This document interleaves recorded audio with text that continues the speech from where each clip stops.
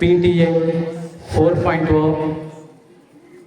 సమావేశానికి టీచర్స్ సిద్ధంగా ఉన్నారు.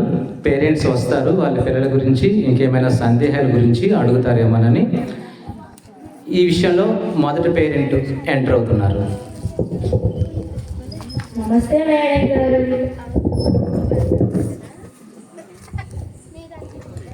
నమస్తే అమ్మా. ఏంటమ్మా ఇలా వచ్చావు?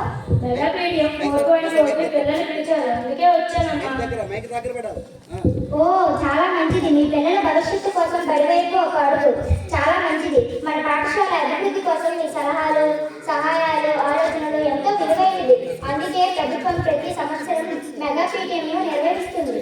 అవునమ్మా, ఇది చాలా బాగుంది, నాకు నచ్చింది. నమస్తే టీచర్ గారు. నమస్తే. ఏంటమ్మా, బాగున్నావా? బాగున్నానమ్మా.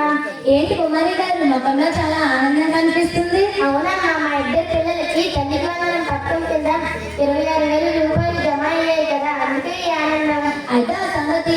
మరి మీ పిల్లల చదువులపై ఏవైనా సందేహాలు ఉన్నాయా? చక్కగా చదువుకుంటున్నారు. అంతా మీ దయ అమ్మా. మీ సొంత పిల్లల్లాగా చూసుకుంటున్నారు.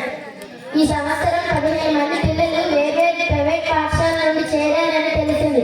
నేను కూడా వచ్చే సంవత్సరం భారీ ర్యాలీలో పాల్గొంటాను. మన ఊరి పాఠశాలకు తిరిగి మళ్ళీ పూర్వ వైభవం తీసుకువస్తాను. మీలాంటి వారు ఇలా మాట్లాడుతుంటే నాకు చాలా సంతోషంగా ఉందమ్మా. మీలాగా చదువుకున్న వాళ్ళు కానీ చెప్పేవాళ్ళు కానీ ప్రైవేట్ బడిలో ఉంటారా చెప్పండి? అందుకే ఈ ఏడు కూడా మా బాబుని ఇక్కడే చేర్చాను. మా మీద మీకు ఉన్న నమ్మకానికి చాలా థ్యాంక్స్ అమ్మా. సరే, కూర్చోండి.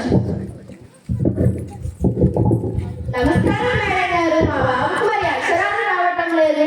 మీ అబ్బాయికి మానసిక పరిమితి, ఐక్యూ చాలా తక్కువ. అలాగే డిస్లెక్సియాతో ఇబ్బంది పడుతున్నాడు. చదవాలని ఉన్నా కానీ చదువు తన శరీరం సహకరించడం లేదు. ఇలాంటి పిల్లలకు ప్రత్యేక అవసరాల పాఠశాలలో చేర్పిస్తే బాగుంటుంది. వాడిని విడిచి నేను ఉండలేనమ్మా. స్కూల్ ఎక్కడో ఉందంట. సరే, ప్రతి విద్యార్థిలో ఏదో ఒక టాలెంట్ ఆగి ఉంటుంది. మీ అబ్బాయిలో కూడా డ్రాయింగ్ స్కిల్ బాగా ఉంది. తన డ్రాయింగ్ ద్వారా తన టాలెంట్ ను ఈ లోకానికి తెలియజేస్తాను. థ్యాంక్ యూ అమ్మా. అలా జరిగితే మీరు మీ జన్మలో తీర్చుకోలేరు. వస్తానమ్మా. అలాగే. నమస్తే మేడం గారు. నమస్తే. ఏంటమ్మా దమ్యంతమ్మా, బాగున్నావా? బాగున్నానమ్మా. ఏంటమ్మా సంగతి చెప్పమ్మా. మా పాప ప్రోగ్రెస్ కార్డ్ తెచ్చింది, చూసాను. అందులో కరికులర్, కో కరికులర్ యాక్టివిటీ అని ఉంది కదా. అదేమిటమ్మా, అందులో తక్కువ మార్కులు ఉన్నాయి. మరి ఎలా తక్కువ మార్కులు ఎక్కువ స్కోర్ చేయగలదు? దానిపై పూర్తిగా చూడు. అక్కడ కూర్చున్న టీచర్ చెప్తారు, ఓసారి వెళ్ళండి. సరే మేడం గారు. నమస్కారం మేడం గారు. నమస్తే. చెప్పమ్మా, ఏమైనా డౌటా? అంటే మా పాపకి కరికులర్, కో కరికులర్ యాక్టివిటీల్లో మార్కులు తక్కువగా వచ్చాయి. దాని గురించి చూడమ్మా, పిల్లలకు అకాడమిక్ స్టడీస్ తో పాటు ఆట, పాట, మాట, డ్రాయింగ్, టీమ్ వర్క్స్ లాంటి వాటిపై కూడా తర్ఫీదునివ్వాలి. పిల్లలు రాణించిన దాన్ని బట్టి మేము మార్కులు వేస్తాము. NEP 2020 ప్రకారం 21st సెంచరీ స్కిల్స్ ను కూడా పిల్లలలో మేము డెవలప్ చేస్తాము. అది ప్రైవేట్ పాఠశాలలో పట్టించుకోదు. కేవలం కంఠస్థ పద్ధతిలో మాత్రమే చదువులు ఉండి ఎక్కువ మార్కులు వేస్తారు. మరి మీ పాపకి అంటారా?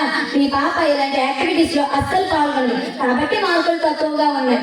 పైగా నువ్వు ఇలాంటి యాక్టివిటీస్ లో పాల్గొనవద్దని చెప్పావని పాప చెప్పింది. అవునమ్మా, వాళ్ళ నాన్నగారికి అప్పుడే చెప్పారంట. ఆటలు, పాటలు జోలికి పోతే చదువులు తుండు పడతాయి. అవగాహన లేని వాడు చెప్పిన మాటలు అవి పట్టించుకోకండి.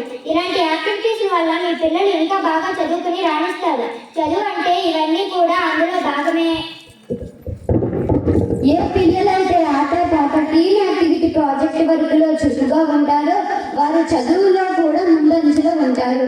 దానిపై ఎంతో మంది మనోవిజ్ఞాన శాస్త్రవేత్తలు, విద్యావేత్తలు ఎన్నో ప్రయోగాలు చేసి నిరూపించారు. జాన్ డ్యూయి, జిమ్ పియాజీ, మాంటిసోరీ, ఫ్రాబెల్, గార్డెనర్ వంటి శాస్త్రవేత్తలు ఇదే విషయాన్ని చెప్పారు. కావాలంటే నెట్లో సెర్చ్ చేయి. ఈ యాక్టివిటీస్ కూడా ఇంటెలిజెన్స్ లో భాగమే. Musical intelligence, kinetic scientific intelligence, spatial intelligence, interpersonal intelligence పిల్లల అభ్యాసన సామర్థ్యాలను పెంపొందిస్తాయే తప్ప తగ్గించవు. పైగా ఇందులో రాణించిన వారికి మేము బాధ్యత పడి రాష్ట్ర స్థాయిలో జరిగే పోటీలకు తీసుకువెళ్తాము. ఒకవేళ స్టేట్ లెవెల్ పోటీలలో, నేషనల్ పోటీలలో ప్రథమ స్థానంలో నిలిస్తే ఆ సర్టిఫికెట్లకు విలువ ఉంటుంది. పైగా వాటికి ఉద్యోగ అన్వేషణ కొరకు కొన్ని మార్కులు కూడా కేటాయిస్తారు. సారీ అమ్మా, ఇన్ని ఉపయోగాలు ఉంటాయని తెలియదు. ఇక నుండి మా పిల్లలకు కూడా మీ యాక్టివిటీలో భాగంగా చేయండి.